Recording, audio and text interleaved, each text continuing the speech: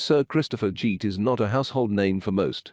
For royal author Andrew Loney, however, it is a name that bears significant weight.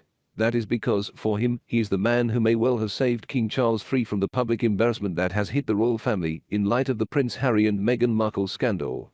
Having worked as the late Queen Elizabeth II's private secretary for a decade, the Baron and House of Lords member, Lord Jeet, stood down from his position in 2017. While he quit on what appeared to be amicable terms, in the period that followed, reports suggested that things weren't quite as they seemed. Some claimed that Lord Jeet had fallen out with Charles and his younger brother, Prince Andrew. Prince William, now Prince of Wales, is said to have lashed out at the pair over Lord Jeet's treatment, with suggestions that he was, in fact, ousted from his position.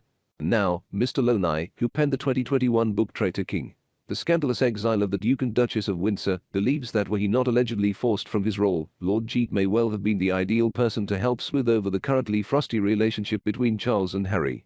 The reasons for the tensions are numerous and go back years, but most recently rest with the series of allegations and revelations contained in Harry's memoir, Spare. So far, the royal family has kept quiet in relation to the book, refusing to comment on it at all. Mr. Loney said things could well be different if Lord Jeet had Charles's ear.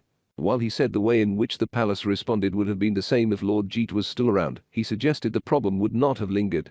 He said, "It should have been headed off much earlier, and if Lord Jeet, the Queen's former private secretary, had not been disposed of in a palace coup by King Charles and Prince Andrew, I don't think the problem would have escalated." Quote, however, that is exactly what happened. After details of Harry's memoir emerged, it soon became clear who was to bear the brunt of it all. William, his wife Kate, Princess of Wales, and Charles's wife Camilla, Queen Consort. In forensic detail, the Duke of Sussex highlighted the perceived frostiness between himself and Camilla, whom he was convinced was more interested in William as he was the heir to the throne. Elsewhere, he chronicled in excruciating detail a physical altercation with William. Lord Jeet, who prior to working for the Queen was a military intelligence officer, and his resignation were analysed in journalist Valentine Lowe's 2022 book, Courtiers, which dug up William's fury over the Baron's removal. According to one insider, William was furious about the move, and spoke with the late Queen and Charles regarding the matter. The source continued. William felt Christopher had worked to modernize the institution and bring it closer together. He was concerned about the way it had been handled and how Christopher had been treated. He was really angry about it, not necessarily because it was the wrong decision. He just thought it was handled very unkindly for a man who was a pillar of the institution of the monarchy, but had also played it just seemed like the wrong thing to do, to unceremoniously chuck somebody out for a reason that had nothing to do with what was the core part of Christopher's job, which he was still doing really well.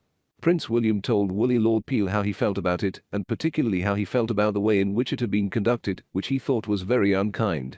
Quote, following his resignation, Lord Jeet released a statement confirming his decision to move away from the role, adding, "With the Duke of Edinburgh's recent decision to draw back from public life, the Queen's own unwavering commitment as sovereign has the full and active support of the entire royal family.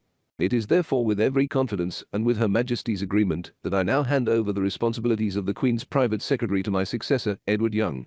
Lord Jeet began his time in Buckingham Palace in 2002, working initially as an assistant private secretary before being appointed deputy private secretary to the Queen in 2005. Among the many highlights of his career include the hand he is said to have had in convincing the Queen to appear in the James Bond sketch alongside Daniel Craig for the opening ceremony of the London 2012 Olympics.